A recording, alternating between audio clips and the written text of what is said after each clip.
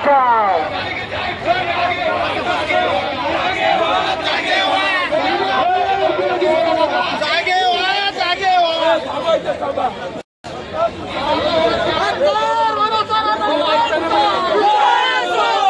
Letter पाहिजे की तुम्हाला 1563 घराला वगळण्यात येत आहे, कारण तुमचं लिगली पुनर्वसन झालेलं आहे. कारण का इथं जे भाटनगरचा विषय आहे, ज्या भाटनगरचं पहिलं पुनर्वसन झालेलं आहे ते एसआर मध्ये जायला तयार होते, एसआर मध्ये जायला तयार होते, तरी तुमचं पुनर्वसन झालेलं आहे म्हणून त्यांना एसआरने घेतलं नाही. आणि आमचं तर लिगली पुनर्वसन फक्त आमच्या जागेवर डोळा असल्यामुळं हे चाललेलं आहे. हे कदापि आम्ही होऊ देणार नाही. आमच्या आयुक्तांना इथल्या प्रशासनाला आग्रहाची विनंती आहे, कळकळीचे हात जोडून आम्ही हात जोडतोय. आम्ही आता सध्याला हात जोडतोय, याच्यानंतर हात उचलायचा आम्हाला वेळ देऊ नका अशी आम्ही आयुक्ताला आग्रहाची विनंती करतो. आणि जोपर्यंत आम्हाला आयुक्ताच्या सहीनं जोपर्यंत लेटर भेटत नाही तोपर्यंत आम्ही इथून हटणार नाही अशी ग्वाही देतो.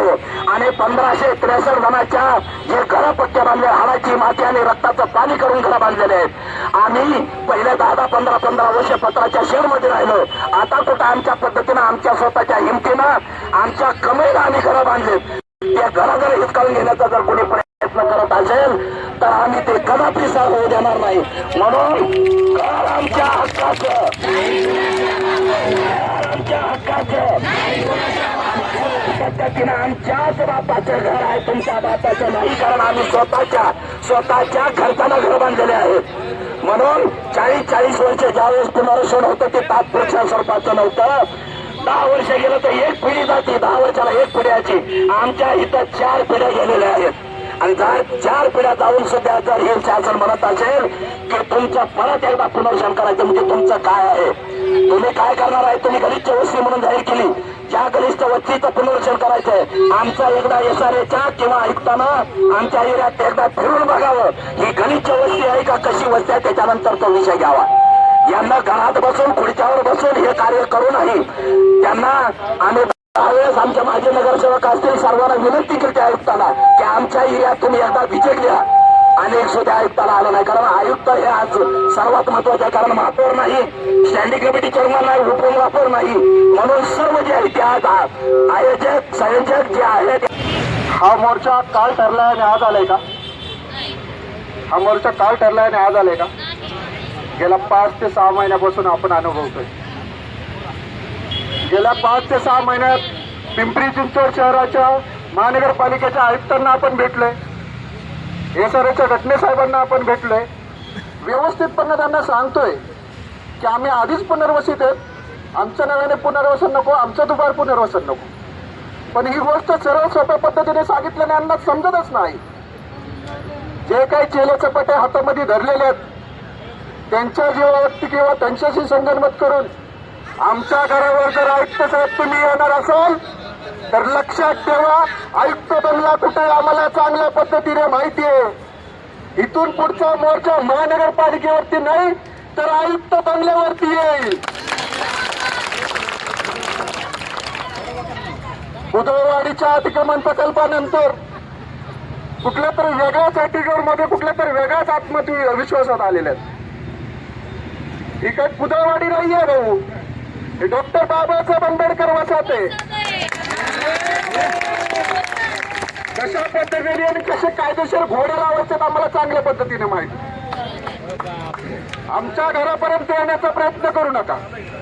मला या मोर्चात सर्वपणे एकच सांगायचंय की महानगरपालिकेच्या आयुक्तांनी एसआरएला एक लेटर द्यावं की यांचं आधीच पुनर्वसन झालेलं आहे. दुसरी गोष्ट, आयुक्त काही षडयंत्र करत आहेत आम्हाला काही कळत नाही का? आम्ही काय धोत्रावर येणार आणि कानाला काय बिड्या लावल्यात का? हा, ज्या पद्धतीने भागाचं स्ट्रक्चरल ऑडिट केलं जाते आणि त्या स्ट्रक्चरल ऑडिट मधून जी धोकादायक परिस्थिती दाखवलेली आहे ती बटलबाजी आहे आणि ती खोटी गोष्ट आहे. आयुक्तांनी वेळेवर ठिकाणावरती यायचे. हा रोज जो आहे तो फक्त संजय नगरच्या नोटीसवरती निघालेला आहे. 1563 घरांचा जर विषय तुम्ही पुढे रेटणार असाल तर आम्हाला तुम्हाला कसा रेट आहे त्याचं चांगलं माहिती.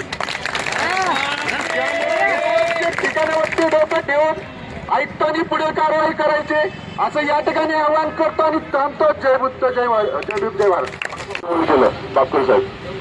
तसंच 1563ला फ्री होल्ड करावं आणि 7-12 उतारा आमच्या मालकीचा करून द्यावा, हे आमची प्रामुख्याने मागणी. एवढंच बोलतो आणि थांबतो. धन्यवाद.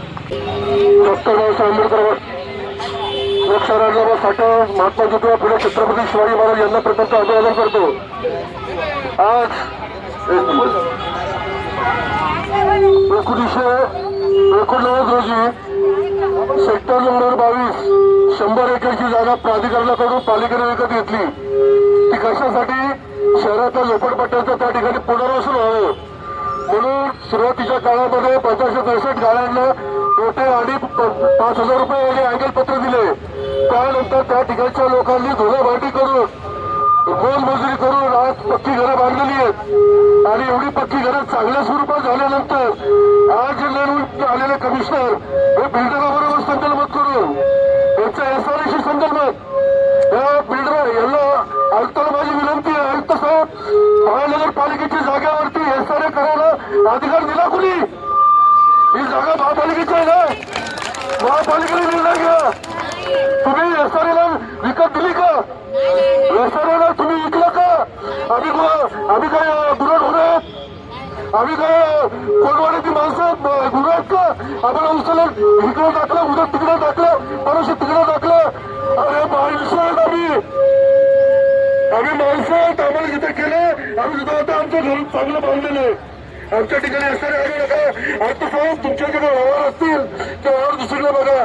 तुम्ही चांगले आहात, चांगलंच राहा. सेक्टर नंबर 22 मध्ये हात टाकत या मोहळाला जागा करू नका. हे आगीमुळे आहे. आगीमुळे जर तुमच्या लोकांनी बसलं तर तुम्हाला पैसा कमी पडेल. एवढं सांगतो. बिल्डरांना सुद्धा आव्हान आहे. बिल्डर जो पण प्रायव्हेट बिल्डर असेल ना सेक्टर 22 मध्ये घुसणारा त्याला सुद्धा आव्हान आहे. जर तुम्ही प्रायव्हेट बिल्डर जर सेक्टर 22 मधल्या याच्यामध्ये जर घुसले, एजंट लोक पाठवली तर त्या एजंट लोकांना आमच्या सेक्टर 22 ची लोक चांगली तेवढीच आहे आणि वाईट तेवढीच आहे.